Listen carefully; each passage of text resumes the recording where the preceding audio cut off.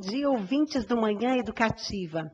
Hoje falando sobre um tema que realmente é tabu, suicídio.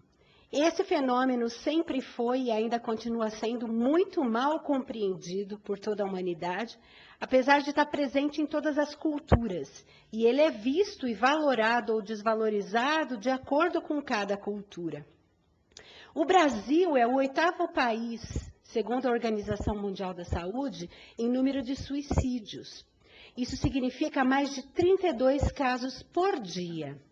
Se pensarmos em números relativos, não é tão alto, mas se pensar em número absoluto, é um índice muito alto porque o nosso país é muito populoso. No mundo, hoje, acontece uma morte por suicídio a cada 40 segundos. E a consequência disso é que de 5 a 6 pessoas próximas do suicida sofrem com vários tipos de consequências, naturalmente, consequências emocionais também. A idade prevalente entre os suicidas varia entre 15 e 35 anos, em sua maioria. E no mundo, essa é uma das 3 maiores causas de morte. No Brasil, desde 2006, esse tema tem merecido um certo cuidado e maior atenção. E o que se percebe do ponto de vista psicológico é que, na verdade, a pessoa que pensa em suicídio ou tenta o suicídio, ela não quer exatamente morrer. Ela tem desejo de fugir do sofrimento. O professor Roosevelt Cassorla escreveu um livro chamado O que é o Suicídio? E ele conta o seguinte: de fato, o suicida não quer morrer, porque ele realmente não sabe o que é a morte, porque ninguém sabe o que é a morte. Então, a morte é a mãe da filosofia porque ela é o grandioso desconhecido. Uma das características, portanto, é a ambivalência que a pessoa tem entre o desejo de viver, que é só o que ela conhece, e o desejo de se livrar de um grande sofrimento.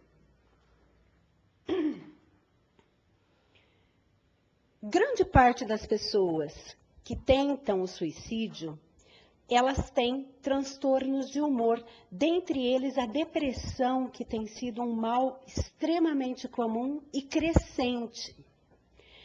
Nós devemos prestar atenção a 3 características quando se fala em suicídio. A pessoa apresenta ambivalência afetiva. Ambivalência significa 2 diferentes valores em conflito. A ambivalência é uma atitude interna que vai variar entre o desejo de viver e o desejo de acabar com a dor psicológica. Outra característica da pessoa que tem o ato suicida é a impulsividade, é o agir por impulso. E aquela que me parece a mais interessante e importante é uma certa rigidez de pensamento, onde a pessoa imagina que ela não tem saída.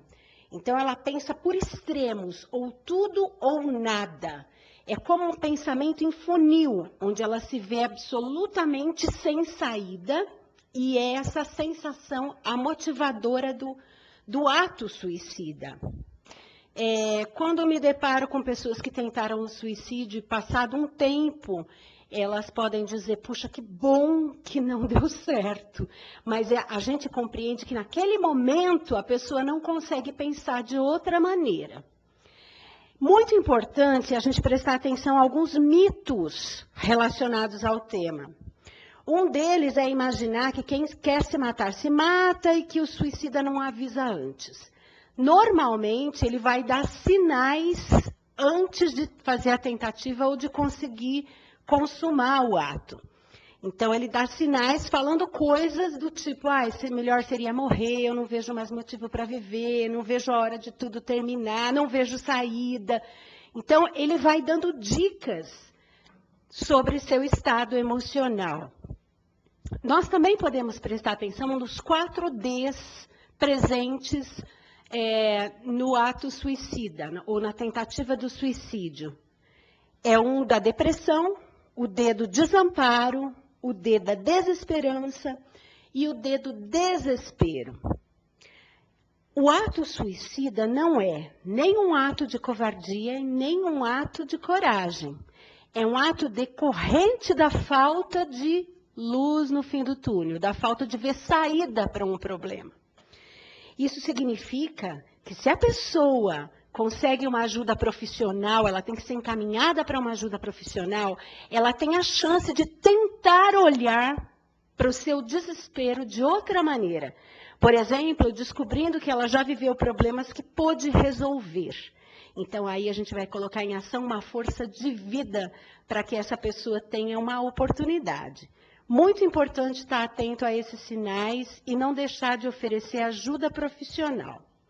O que eu estou dizendo para vocês, eu baseei na cartilha de comportamento suicida, elaborado pelo pessoal da Unicamp, e no livro O que é o suicídio, do professor Roosevelt Cassorla. Kátia Mestriner, psicóloga clínica e do trabalho.